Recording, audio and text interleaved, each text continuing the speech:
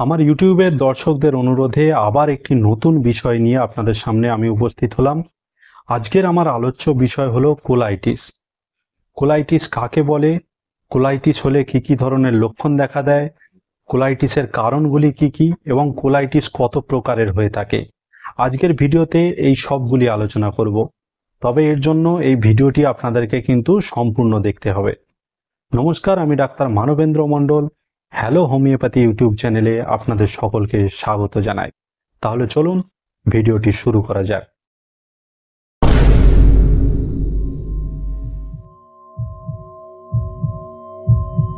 Colitis সম্পর্কে জানতে হলে প্রথমেই আমাদেরকে জানতে হবে যে কোলন কাকে বলে। কোলন হলো আমাদের গ্যাস্ট্রো ইন্টেস্টাইনাল ট্র্যাকের একদম শেষ অংশ বা আমাদের পরিপাকতন্ত্রের একদম শেষ অংশ। এটি সাধারণত 5 ফুট লম্বা হয়ে থাকে এবং এটাকে একটি পাইপের মতো দেখতে হয়ে থাকে। এই কোলনের কাজ হলো আমাদের হজম হয়ে যাওয়া খাবার থেকে জল শুষে নেওয়া। এই কোলনের ভেতরের দেয়ালে বা ইনার লাইনে যদি কোনো ইনফ্লামেশন বা প্রদাহ দেখা দেয়, তখনই সেই অবস্থাকে আমরা কোলাইটিস বলে থাকি। কোলাইটিস হলে আপনার অবস্থা অনুযায়ী বিভিন্ন রকমের লক্ষণ দেখা যেতে পারে। অনেক সময় পেটে কামড়ানো বা মোচড়ানো ব্যথা দেখা যায়, পেট ফুলে যেতে থাকে এবং বারবার পায়খানার বেগ পেতে থাকে এবং বারবার পায়খানায় যেতে হয়। এর সাথে সাথে পাতলা পায়খানা হয় এবং পায়খানার সঙ্গে অনেক সময় রক্ত দেখা দেয়। পায়খানায় রক্ত থাকার কারণে অনেক সময় পায়খানার রং সবুজ হতে পারে বা বাদামি হতে পারে, বা অনেক সময় পায়খানার রং কিন্তু কালো হয়ে যেতে পারে। এছাড়া কোলাইটিসের সমস্যা থাকলে অনেক সময় পায়খানার বেগ ধরে রাখা যায় না। যখনই পায়খানা পায় তখনই ছুটে পায়খানায় যেতে হয়, বা অনেক সময় পায়খানায় যেতে যেতেই কাপড়ে পায়খানা হয়ে যায়। এইসব লক্ষণগুলির সঙ্গে আরেকটি যে বড় লক্ষণ দেখা যায় সেটি হলো দ্রুত হারে আপনার ওজন কমতে থাকা, এবং এর সাথে সাথে কখনো কখনো শীত ভাব বা কখনো জ্বর ভাবও দেখা দিতে পারে। এই ধরনের লক্ষণ দেখা দিলে সাধারণত ডাক্তারবাবুরা কোলোনোস্কোপি করার জন্য বলে থাকেন, এবং কোলোনোস্কোপি করার পরে অনেক রোগীদেরই কিন্তু কোলাইটিসের সমস্যা ধরা পড়ে যায়। তবে হোমিওপ্যাথি যেহেতু লক্ষণভিত্তিক চিকিৎসা, এখানে কিন্তু কোলোনোস্কোপি না করালেও কোনো সমস্যা নেই। যেহেতু আমাদের লক্ষণভিত্তিক চিকিৎসা, সেহেতু আপনার যেসব লক্ষণগুলি প্রকাশ পাচ্ছে সেই সব লক্ষণের উপর ভিত্তি করে যদি মেডিসিন সিলেকশন করা হয়, সেক্ষেত্রে আপনার রোগ যাই থাক না কেন, সে কোলাইটিস হতে পারে বা আইবিএস এর সমস্যা হতে পারে, সে যাই হোক না কেন সেটা কিন্তু সম্পূর্ণভাবে সেরে যাবে। এই কোলাইটিস আবার অনেক রকমের হয়ে থাকে। একরকম হতে পারে আলসারেটিভ কোলাইটিস, অর্থাৎ যেখানে কোলাইটিসের সঙ্গে বা কোলনের ইনফ্লামেশনের সঙ্গে অনেক সময় আলসার দেখা দেয় বা ঘা হয়ে যায়, সেই ধরনের সমস্যাকে আলসারেটিভ কোলাইটিস বলা হয়। এই ধরনের কোলাইটিসের কারণ সাধারণত সেরকমভাবে কিছু জানা যায়নি, তবে সাধারণত ধরা হয় যে ইমিউনিটি পাওয়ারের প্রবলেমের জন্য অনেক সময় এই ধরনের কোলাইটিস বা আলসারেটিভ কোলাইটিসের সমস্যা দেখা দিতে পারে। আরেক ধরনের কোলাইটিস দেখা যায় যেটার নাম হলো সিউডোমেমব্রেনাস কোলাইটিস। এই ধরনের কোলাইটিস সাধারণত ব্যাকটেরিয়াল ইনফেকশনের জন্য হয়ে থাকে। আমাদের কোলনে এক ধরনের খারাপ ব্যাকটেরিয়া থাকে, এবং সেই ধরনের খারাপ ব্যাকটেরিয়াকে কন্ট্রোল করে রাখে বা ব্যালেন্স করে রাখে আমাদের কোলনে থাকা ভালো ব্যাকটেরিয়াগুলি। কিন্তু আমরা যখন কোনো কারণে কোনো অ্যান্টিবায়োটিক খেয়ে থাকি, তাহলে আমাদের কোলনে থাকা এইসব ভালো ব্যাকটেরিয়াগুলি ধ্বংস হয়ে যায়। সেই জন্য আমাদের কোলনে থাকা খারাপ ব্যাকটেরিয়াগুলি দ্রুত হারে বাড়তে শুরু করে, এবং এই কারণে অনেক সময় কোলনে ইনফ্লামেশন বা কোলাইটিসের সমস্যা দেখা দেয়। আরেক ধরনের যে কোলাইটিস দেখা যায় সেটার নাম হলো ইসচেমিক কোলাইটিস। আমাদের কোলনকে যে ব্লাড ভেসেল ব্লাড সাপ্লাই করে, সেই ব্লাড ভেসেলে যদি কখনো ব্লকেজ তৈরি হয় বা সেই ব্লাড ভেসেলে যদি কখনো রক্ত জমাট বেঁধে যায়, সেই কারণে যদি কোলনে সঠিক পরিমাণে রক্ত না পৌঁছায়, এই কারণে অনেক সময় কোলনের ইনফ্লামেশন বা প্রদাহ দেখা দিতে পারে। এই ধরনের সমস্যাকে ইসচেমিক কোলাইটিস বলা হয়। আরেক ধরনের যে কোলাইটিস দেখা যায় সেটার নাম হলো মাইক্রোস্কোপিক কোলাইটিস। এই ধরনের কোলাইটিসে ডাক্তারবাবুরা পেশেন্টের কোলনের টিস্যু স্যাম্পল জোগাড় করে তার মধ্যে ছোট্ট ইনফ্লামেশন চিহ্নিত করে। এই ধরনের কোলাইটিসকে মাইক্রোস্কোপিক কোলাইটিস বলা হয়। আরেক ধরনের যে কোলাইটিস দেখা যায় সেই কোলাইটিসের নাম হলো অ্যালার্জিক কোলাইটিস। এই অ্যালার্জিক কোলাইটিস সাধারণত বাচ্চাদের জন্ম হওয়ার পর থেকে 1 মাসের মধ্যে সবচেয়ে বেশি দেখা যায়। এই ধরনের কোলাইটিসের সমস্যা দেখা দিলে বাচ্চারা অনেক সময় অতিরিক্ত বমি করে, অতিরিক্ত কান্নাকাটি করতে থাকে, এবং বাচ্চাদের মুখ দিয়ে সব সময় থুতু বেরোতে থাকে, এবং অনেক সময় বাচ্চাদের পায়খানার সঙ্গে রক্ত পর্যন্ত দেখা যায়। কোলাইটিসের সমস্যার জন্য হোমিওপ্যাথিতে অনেক ভালো ভালো মেডিসিন আছে, কিন্তু যেহেতু কোলাইটিস একটি অত্যন্ত ক্রনিক রোগ, সেহেতু আপনাদের অবশ্যই একজন কাছাকাছি কোনো ক্লাসিক্যাল হোমিওপ্যাথি ডাক্তারের পরামর্শ নেওয়া উচিত। সেখানে গেলে আপনাদের সম্পূর্ণ লক্ষণ জেনে ডাক্তারবাবু একটি কেস রেকর্ড তৈরি করবেন এবং সেই কেস রেকর্ডের মাধ্যমেই একটি সঠিক মেডিসিন সিলেকশন করবেন, যে মেডিসিনের মাধ্যমে আপনারা এই ধরনের জটিল কোলাইটিস থেকে সম্পূর্ণভাবে মুক্তি পেতে পারেন। এছাড়াও আপনারা আমার সঙ্গে হোয়াটসঅ্যাপে যোগাযোগ করতে পারেন। হোয়াটসঅ্যাপে যোগাযোগ করলেও আমি আপনাদের থেকে ঠিক এই প্রসেসেই আপনাদের সম্পূর্ণ লক্ষণ জেনে নিয়ে একটি কেস রেকর্ড তৈরি করব এবং কেস রেকর্ডের মাধ্যমে একটি সঠিক ওষুধ আপনাদেরকে বলে দিতে পারবো, যে ওষুধ খেয়ে আপনারা অতি দ্রুত এই ধরনের জটিল কোলাইটিসের সমস্যা থেকে মুক্তি পেতে পারেন। তবে আজকের ভিডিওতে আমি কয়েকটি বেসিক হোমিওপ্যাথি মেডিসিন সম্পর্কে আলোচনা করব, যেগুলি সাধারণত কোলাইটিসের জন্য সবচেয়ে বেশি ব্যবহৃত হয়ে থাকে। তবে হোমিওপ্যাথি মেডিসিন সম্পর্কে কিছু বলার আগে একটি কথা ভালো করে বুঝে নিন, যে কথাটি আমি প্রত্যেকটি ভিডিওতেই বলে থাকি, যে আমি যে মেডিসিনগুলির কথা আলোচনা করব সেই মেডিসিনগুলি আপনারা সব একসাথে ব্যবহার করবেন না বা একসাথে একাধিক মেডিসিন ব্যবহার করবেন না। হোমিওপ্যাথি চিকিৎসা হলো সম্পূর্ণ একটি লক্ষণ ভিত্তিক চিকিৎসা, অর্থাৎ যে মেডিসিনের লক্ষণের সঙ্গে আপনার শারীরিক লক্ষণ এবং মানসিক লক্ষণ সম্পূর্ণভাবে মিলবে, শুধুমাত্র আপনারা সেই একটি মাত্র মেডিসিনকেই ব্যবহার করবেন, যেটা ব্যবহার করে আপনারা সবচেয়ে ভালো ফল পেতে পারবেন।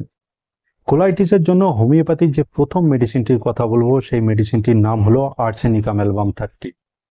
যেসব রোগীদের কোলাইটিসের সমস্যায় পেটের ভিতরে মনে হয় যেন একটি জ্বলন্ত কয়লা রাখা আছে, এই রকম ধরনের পেটের ভিতরে জ্বালা জ্বালা ভাব দেখা যায় এবং তার সাথে রাত্রের দিকে পেশেন্টের অতিরিক্ত পাতলা পায়খানা হতে থাকে এবং সেটা বারবার হতে থাকে এবং এই ধরনের পায়খানার রং অনেক সময় কালো হয়ে যায়, এই ধরনের লক্ষণের সাথে যদি পেশেন্টের জল পিপাসা অত্যধিক বেশি থাকে, কিন্তু পেশেন্ট একসাথে বেশি জল খেতে পারে না, বারে বারে পেশেন্ট একটু একটু করে জল খেতে থাকে, এবং এই ধরনের পেশেন্টের যদি অত্যধিক মানসিক অস্থিরতা দেখা দেয়, অর্থাৎ এইসব পেশেন্টরা কিন্তু এক জায়গায় স্থির হয়ে থাকতে পারবেন না, বারবার ছটফট করবেন, কখনো উঠবেন, কখনো বসবেন, কখনো শোবেন, কখনো হাঁটাচলা করবেন, পায়চারি করবেন, এইভাবে পেশেন্ট অত্যন্ত অস্থির হয়ে পড়ে এবং তার সাথে যদি পেশেন্টের মৃত্যু ভয় দেখা যায়, এই ধরনের লক্ষণে আর্সেনিকাম মেডিসিনটি 30 পোটেন্সিতে 2 ফোঁটা করে দিনে 2 বার পরপর 3 দিন ব্যবহার করলেই এই ধরনের সমস্যা আপনাদের অনেক কমে আসবে।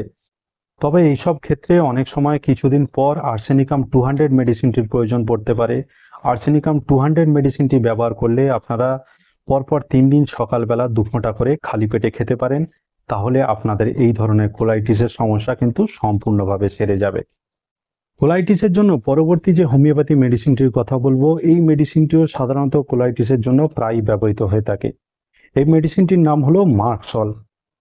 কোলাইটিসের সমস্যায় যাদের পেটে ছুরি মারার মতো বেদনা দেখা যায় এবং তার সঙ্গে অতিরিক্ত শীতবোধ হতে থাকে এবং তার সঙ্গে সবুজ বর্ণের রক্ত মিশ্রিত পিচ্ছিল পায়খানা হতে থাকে এবং এই ধরনের পায়খানা যদি রাত্রের দিকে বৃদ্ধি পায় এবং পায়খানার সঙ্গে অতিরিক্ত ব্যথা এবং অতিরিক্ত প্রেসার দিতে হয়, এই ধরনের লক্ষণের সঙ্গে যদি পেশেন্টের অত্যধিক জল পিপাসা এবং অত্যধিক ঘাম দেখা যায় এবং এই ধরনের রোগীদের যদি রাত্রেবেলা গাল থেকে লালা গড়িয়ে পড়ে বালিশ ভিজে যায় এবং এইসব পেশেন্টের জিভ দেখা গেলে জিভের ধারে ধারে দাঁতের ছাপ দেখা যায়, এই ধরনের লক্ষণে মার্কসল মেডিসিনটি 30 পোটেন্সিতে দিনে 2 বার পরপর 3 দিন ব্যবহার করলেই আপনাদের এই ধরনের কোলাইটিসের সমস্যা কিন্তু সম্পূর্ণভাবে সেরে যাবে।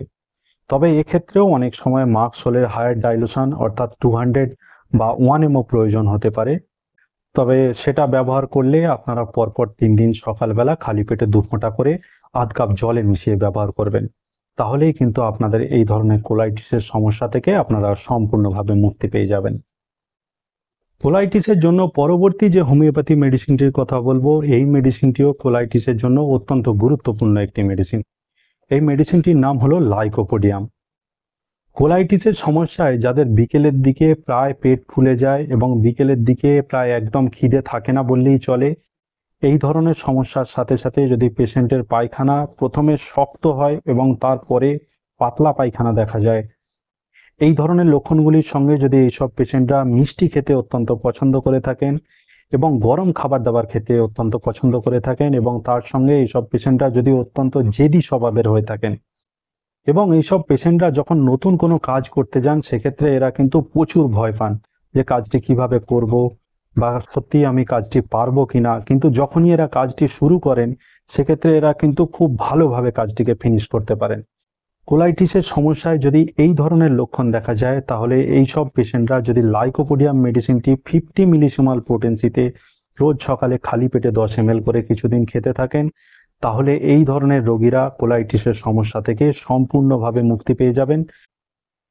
তবে এক্ষেত্রে একটি কথা বলে রাখি যে লাইকোপোডিয়াম মেডিসিনটির 50 মিলিসিমাল পোটেন্সি কিন্তু আপনাকে ব্যবহার করতে হবে, অর্থাৎ কোনো সেন্টিসিমাল পোটেন্সি যেমন 200 বা 1 m ব্যবহার করে আপনারা কিন্তু এত তাড়াতাড়ি লাইকোপোডিয়ামের ফলাফল পাবেন না। কোলাইটিসের জন্য পরবর্তী যে হোমিওপ্যাথি মেডিসিনটির কথা বলবো সেই মেডিসিনটির নাম হলো সালফার। বিশেষ করে যেসব রোগীদের একসময় চর্মরোগের ইতিহাস ছিল, অর্থাৎ যাদের একসময় গোটা শরীরে চামড়ার রোগের নানা রকম সমস্যা দেখা দিয়েছিল, সেটা দাঁত হতে পারে, চুলকানি হতে পারে বা একজিমা হতে পারে, এই ধরনের সমস্যা মারাত্মকভাবে দেখা দিয়েছিল এবং সেই সময় এইসব রোগীরা যদি কোনো অয়েনমেন্ট বা কোনো লোশন লাগিয়ে এইসব চর্মরোগ ভালো করে থাকেন এবং তারপর থেকে যদি কোলাইটিসের সমস্যা দেখা দেয় এবং এই ধরনের কোলাইটিসের সমস্যায় যদি মর্নিং ডায়রিয়া দেখা দেয়, অর্থাৎ সকালবেলা বিছানায় শুয়ে আছেন সেই সময় পায়খানার বেগ লাগছে, আপনাকে সঙ্গে সঙ্গে ঘুম থেকে উঠে পায়খানায় ছুটতে হবে, এই ধরনের লক্ষণের সাথে সাথে যদি পেশেন্টটি অত্যন্ত গরম কাতর হওয়া সত্ত্বেও যদি স্নানে অনিচ্ছা দেখা দেয় এবং এই ধরনের পেশেন্টরা যদি অত্যন্ত খিটখিটে স্বভাবের হয়ে থাকেন, মিষ্টি খেতে অত্যন্ত পছন্দ করেন এবং এইসব পেশেন্টরা অনেক সময় কি করেন, দার্শনিকদের মতো কথাবার্তা বলেন, এদেরকে অনেক সময় মুখোশধারী দার্শনিক বলা হয়, অর্থাৎ পেটে কোনো জ্ঞান নেই কিন্তু এদের প্রত্যেক কথায় নাক গলানোর স্বভাব। এই ধরনের রোগীদের যদি কোলাইটিসের সমস্যা থেকে থাকে তাহলে এই ধরনের রোগীরা যদি সালফার মেডিসিনটি 50 মিলিসিমাল পোটেন্সিতে রোজ সকালে খালি পেটে কিছুদিন খেতে থাকেন তাহলে এই ধরনের রোগীদের কোলাইটিসের সমস্যা খুব দ্রুত সেরে যাবে। তবে যেখানে সালফার মেডিসিনটির 50 মিলিসিমাল পোটেন্সি পাওয়া যাবে না, সেখানে সালফার মেডিসিনটি 200 পোটেন্সিতে পরপর 3 দিন সকালবেলা খালি পেটে ব্যবহার করতে পারেন, তাহলেও আপনাদের এই ধরনের কোলাইটিসের সমস্যা সম্পূর্ণভাবে সেরে যাবে। তবে এক্ষেত্রে আরেকটি কথা বলে রাখি, সালফার মেডিসিনটি ব্যবহার করার সময় যদি আপনাদের পুরাতন চর্মরোগ আবার নতুন করে প্রকাশ পায় সেক্ষেত্রে আপনারা দয়া করে কোনো মলম বা কোনো অয়েনমেন্ট লাগাবেন না। এই মেডিসিনটি কিছুদিন খেতে খেতেই আপনাদের যেরকম কোলাইটিসের সমস্যা সেরে যাবে ঠিক তেমনই আপনাদের চর্মরোগের সমস্যাও কিন্তু সম্পূর্ণভাবে সেরে যাবে। এই ধরনের কোলাইটিসের সমস্যার জন্য এইসব মেডিসিন ছাড়াও হোমিওপ্যাথিতে আরও অনেক ভালো ভালো মেডিসিন আছে যেগুলি ব্যবহার করে আপনারা খুব সহজেই এই ধরনের জটিল কোলাইটিসের সমস্যা থেকে মুক্তি পেতে পারেন। তবে এর জন্য আপনাদেরকে অবশ্যই একজন ক্লাসিক্যাল হোমিওপ্যাথের পরামর্শ নিতে হবে বা আপনারা সরাসরি আমার সঙ্গে হোয়াটসঅ্যাপে কথা বলতে পারেন। হোয়াটসঅ্যাপ নম্বরটি আপনাদের স্ক্রিনে দেখতে পাচ্ছেন, এই হোয়াটসঅ্যাপ নম্বরে আপনারা সরাসরি আমার সঙ্গে যোগাযোগ করতে পারেন। কোলাইটিস নিয়ে আজকের ভিডিও আমি এখানেই শেষ করছি। সবাই সুস্থ থাকবেন, ভালো থাকবেন, নিয়মিত শরীরচর্চা করবেন। ধন্যবাদ।